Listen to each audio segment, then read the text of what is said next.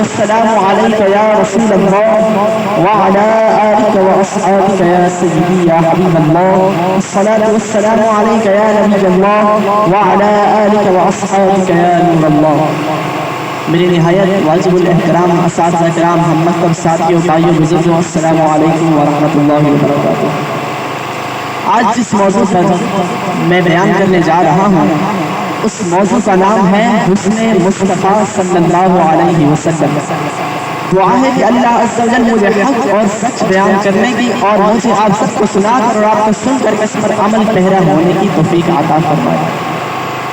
اللہ رب العزت نے اپنے پاک کلام میں ارشاد فرمایا، وَالضُّحَىٰ، اے محبوب آپ کے چمکتے چہرے کی قسم.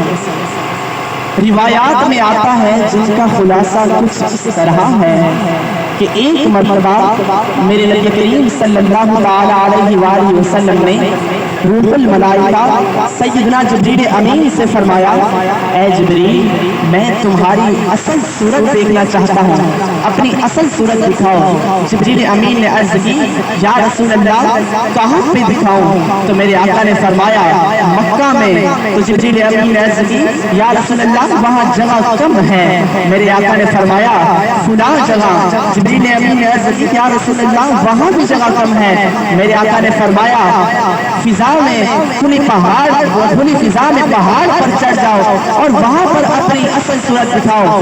سیدنا جبریل امین علیہ السلام پہاڑ پر چڑھ کر 600 حسن کے پر کھولتے ہیں. میرے آقا نے مشرق، مغرب، شمال، جنوب میں دیکھا، ہر طرف نور ہی نور تھا. میرے آقا نے فرمایا سبحان اللہ، اے جبریل اللہ عز و جل تجھے کتنے حسن سے نوازا ہے. تو جبریل امین نے عرض کی، یا رسول اللہ صلی اللہ علیہ وسلم اب آپ بھی اپنا بشریت میں چھپا ہوا حسن دکھائیے. میرے آقا نے فرمایا اے جبریل تو میرا حسن نہیں دیکھ سکتا. میرے آقا نے تو جبریل امین کو اصل صورت میں دیکھ لیا تھا نا، لیکن اگر میرے نبی کریم صلی اللہ علیہ وسلم اپنے 70,000 پردوں میں سے ایک بھی حسن کا پردہ اٹھا دیتے تو جبریل امین قیامت تک بے ہوش رہتے. اللہ عز و جل نے میرے آقا کو سب سے زیادہ حسین و جمیل بنایا، جیسا کہ حضرت حسان بن ثابت رضی اللہ تعالی عنہ کیا خوبصورت اشعار فرماتے ہیں.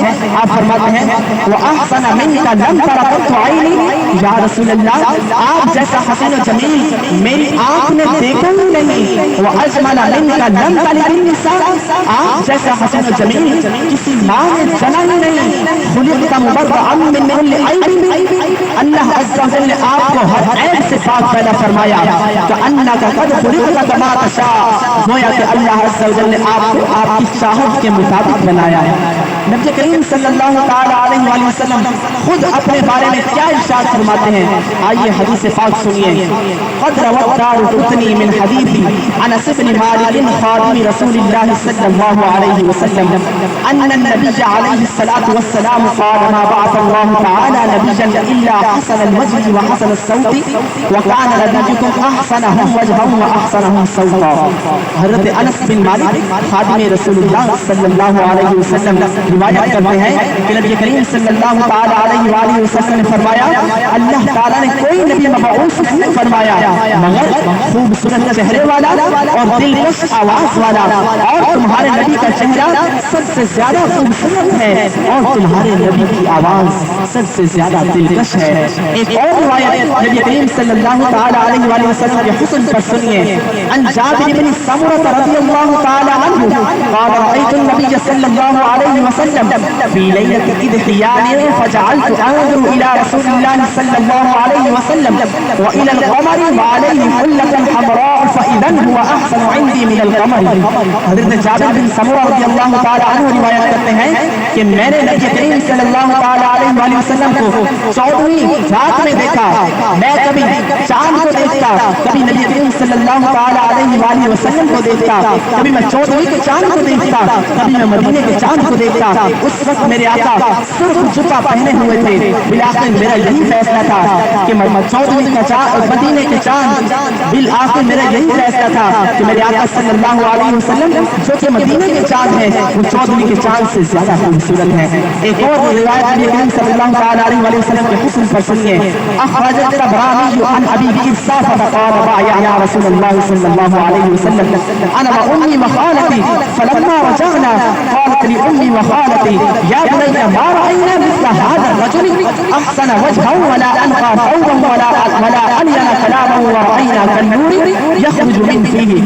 حضرت ابو قصہ رضی اللہ تعالی عنہ فرماتے ہیں کہ جب میں اور میری والدہ اور میری خالہ نبی کریم صلی اللہ تعالی علیہ وآلہ وسلم کی بیعت کر کے واپس آئے تو میری والدہ اور میری خالہ نے کہا اے بیٹے ہم نے نبی کریم صلی اللہ تعالی علیہ وآلہ وسلم کی مثل خوبصورت چہرے والا پاکیزہ لباس والا نرم اور میٹھے کلام والا نہیں دیکھا، اور ہم نے دیکھا کہ جب آپ گفتگو فرماتے تھے اس وقت آپ کے منہ سے نور نکلتا تھا۔ میرے اعلیٰ حضرت امام اہل سنت کیا خوبصورت شعر لکھتے ہیں، آپ لکھتے ہیں لم یأتی نذیر کفی نظری مثلی تو نشد پیدا جانا جج راج کو تاج تو ریز سرسو ہے تجھ کو شہید دوسرا جانا۔ میرے پیر نور علی شاہ صاحب کیا خوبصورت اشعار لکھتے ہیں، آپ فرماتے ہیں کہ اس صورت نور میں جانا تھا جانا تھا کہ جانے جہانا تھا سچ آتا تیرا بڑی نشانہ تھا جس شان کا شانہ سب گھڑیاں چند بدر شاہ شاہی ہے چند چند یاد روانی ہے کالی زلف پہ اب مستانی ہے مخبور ابھی ہن مد بھریا سبحان اللہ ما اجملکا ما احسنکا ما اکملکا تیرے علی تیری ثنا مصطفیٰ کی جہانیاں۔ ایک اور شاعر کا خوبصورت شعر ہے، آپ دیکھتے ہیں آپ کے پوشا ہے خوبا تو جانے جانا میں چہرہ ام الکل کتاب تیرا نہ بن سکی ہے نہ بن سکے گا مثال تیری جواب تیرا۔ اللہ تعالیٰ اللہ تعالیٰ سے دعا ہے ہم نے جو کچھ سنا ہمیں اس کو یاد